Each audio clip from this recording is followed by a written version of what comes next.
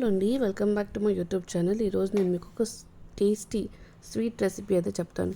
So మీరు చూసినట్టయితే నేను తీసుకున్న డ్రై ఫ్రూట్స్, మీకు ఇష్టమైన డ్రై ఫ్రూట్స్ తీసుకోండి.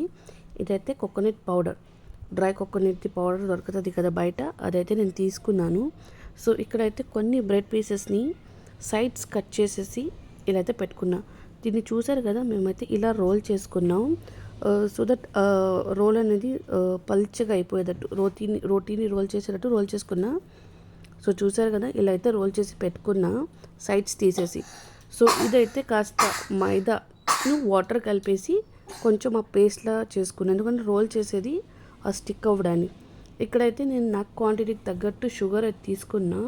షుగర్ని తీసుకొని కొంచెం వాటర్ వేసేసి షుగర్ సిరప్ని అయితే రెడీ చేసుకుందాం. ఇందులో ఏమో షుగర్ సిరప్లో కొంచెం కలర్ యాడ్ చేసుకొని అదైతే షుగర్ సిరప్ అయితే చేసుకుందాం. ఇక్కడైతే ఈ పౌడర్లో నేనైతే షుగర్ యాడ్ చేయలేదు, ఐ యాడెడ్ కండెన్స్ మిల్క్. మీకు కనిపిస్తుంది కదా, ఆ పేస్ట్ అనేది కండెన్స్ మిల్క్. సో అవన్నిటిని మంచిగా మిక్స్ చేసేసుకుందాం.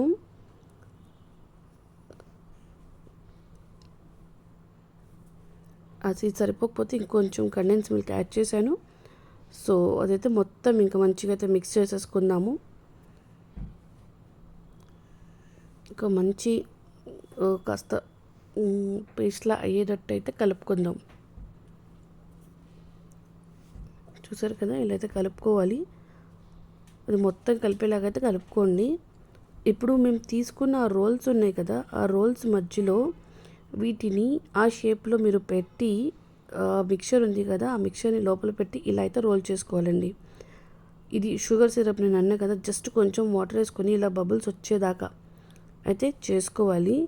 ఇక్కడ నేను తీసుకున్నాను కొంచెం గీని అయితే వేసుకున్నాను, ఓవర్ ఫ్రై చేయకుండా జస్ట్ షాలోగా గీ వేసుకొని లైట్గా దీని అయితే మంచిగా ఫ్రై అయితే చేసుకున్నాను. సో నేను చెప్పినట్టు ఇక్కడేమో షుగర్లో కొంచెం కలర్ వేసుకొని అయితే చేసుకున్నాము. సో వీటిని ఇప్పుడు షుగర్లో డిప్ చేసి తీసుకోండి. అంతే అండి, ఈ రెసిపీ అండి ఎంత టేస్టీగా ఉంటుందంటే యమ్మీ అండి. వీడియో నచ్చితే డూ లైక్, షేర్, సబ్స్క్రైబ్.